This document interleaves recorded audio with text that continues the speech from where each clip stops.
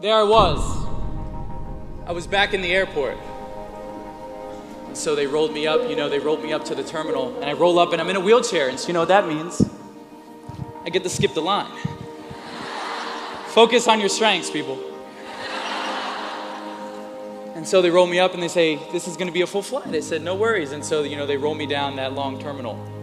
The plane started to fill in and, people are looking at me and then looking away. And no one wants to sit next to me. Have you ever felt like you were invisible? Have you ever felt like you weren't good enough? Look around the room.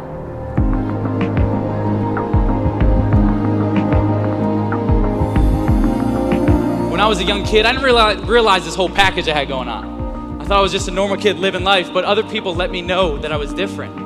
And so there was a time, I was probably in 3rd grade, and it was a hot summer day. And I remember it was hot because when I jumped off onto the field, my butt cheeks were on fire.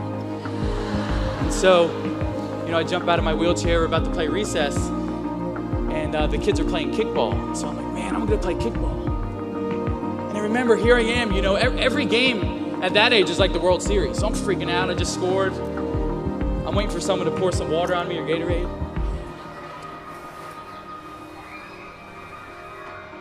And the pitcher walks up and the catcher said something that I'll never forget. He said, how are you gonna let a cripple score on you? I'm in 3rd grade. I'm in 3rd grade, I don't even know what this word means, but I know that it's negative. I know that it had this negative connotation, and so this was my first glimpse of why me? Raise your hand if at least one time in your life you said, why me? Look around the room. It's everyone.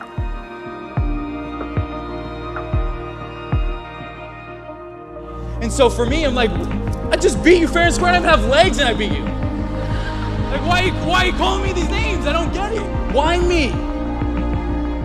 As I got into middle school and high school, I was still at this low point in my life, this victim mentality.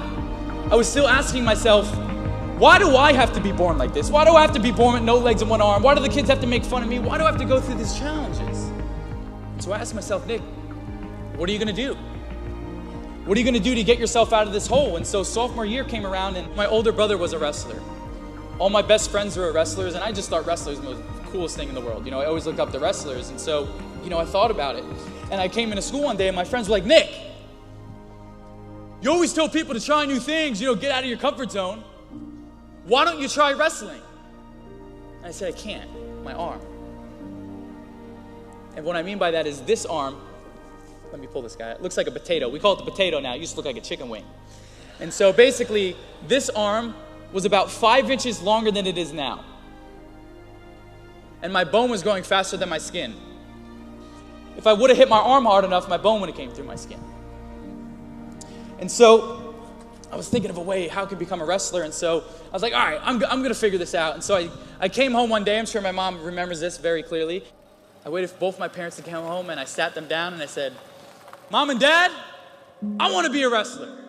My mom was like, oh no, Nick. God forbid, wrestling's the most physical sport. What are you gonna do if your bone comes through your skin? What are you gonna do then? I looked at them and I said, can we cut it off? They said, first off, Nick, the right word is amputate. You're so aggressive with your words. I said, all right, I'll use your vocabulary. Can we amputate my arm? And my sophomore year, my parents went ahead and scheduled the appointment for me to amputate my arm. My parents didn't give me everything. They put my clothes in front of me and said, Nick, figure it out. In the most polite way.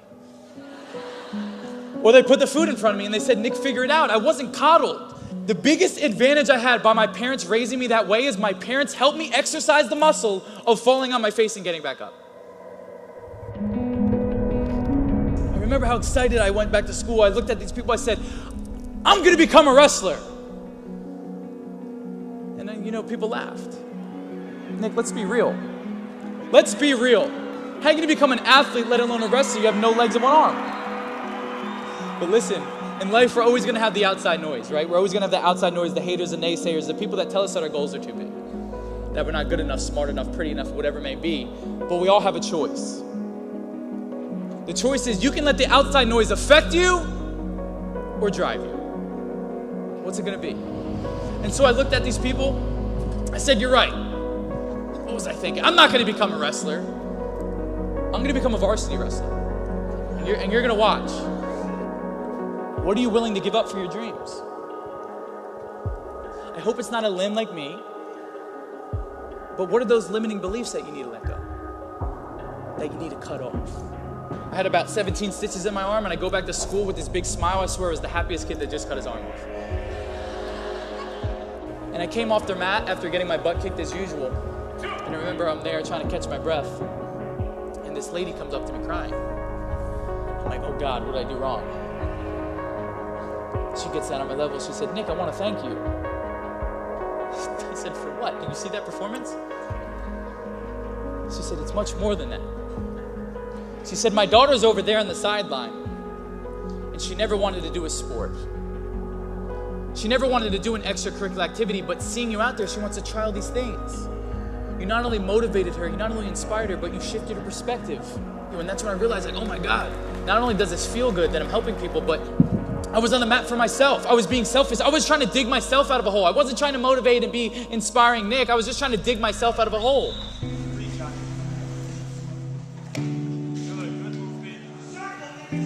But I realized that the impact was much more than me. And I also realized that all the things that I thought were disgusting about me, all the things that I thought were negative about me, the disempowering things, turned out to be my biggest empowerments and my biggest influences. Where would I be if every single time someone said, you can't do that, I was like, you're right, and I bowed down? Where would you be if every single time someone told you you can't do something, you listened to them? That's probably the same thing in your life. The things that you don't like about yourself, the things that you nitpick about yourself are probably the things that make you you. Your authentic you. That's how you're going to stand out in your personal life. That's how you're going to stand out in your business life, by being your authentic you. And so I realized not only is my situation kind of like a superpower, but this was fulfilling, helping other people. This phrase that I kind of frame my whole life on is, it's not can't, but how. I can't do this because I'm not tall enough. I can't do this because I don't have the resources. I can't do this because I'm not old enough. Whatever it may be, we all have these limiting beliefs, right? I may not have legs, but I'm here to make a massive footprint in this world before I leave.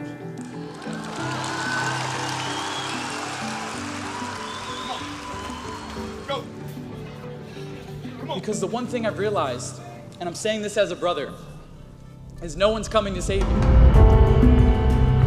No one's coming to save you. The only person that's going to make a drastic change in your life, whether that's physically, mentally, emotionally, spiritually, the only person that is going to dig you out of your hole is who? You. It is emotionally impossible for you to feel grateful and sad at the same time. Grateful and angry, whatever it may be, the emotion of gratitude literally outweighs all the negative emotions. Starting your day off with gratitude is starting your day off on the right foot. So, when I was sitting on that plane and everyone started to fill in and no one wanted to sit next to me, I started looking at the window and I was crying. I was trying not to let these other people know I was crying, and I was going through my head. I said, Nick, what would you tell the kids? What would you tell the adults? Practice what you preach. What would you tell them?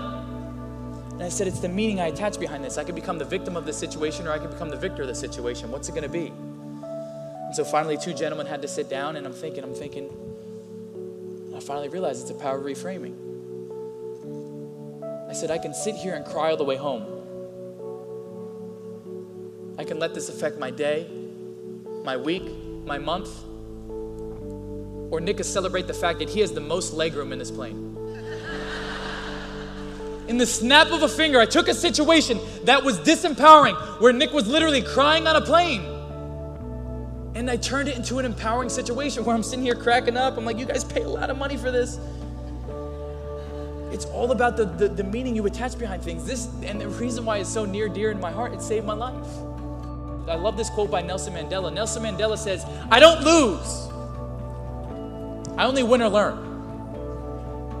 In life, there's only winning or learning. And once you realize that all your problems become gifts once you learn from them. We think all these things are bad, but in the grand scheme of life, they teach us something. Back to my one finger, there's always one thing that you can pull out of any negative situation, whether that is a different perspective, a different piece of knowledge, a different way to go about life, a different sense of gratitude. Whatever it may be, there's always one piece of good information that you can take from a loss and extract that good and turn it into a W. That's all I wanted people in life, life all deals us a deck of cards, right? You may think your deck of cards is amazing. You may think your deck of cards is mediocre. You may think your deck of cards is very bad. But it's our duty to play that hand to the best of our ability. If you agree, say yes. We have to play the hand we gave us to the best of our ability. We got to focus on the things we do have. You have to focus on your strengths and do the things you do love about yourself, because I promise you, when you focus on your strengths and the things you do love about yourself, it'll always outweigh all those negative things. The most attractive thing you could be is different.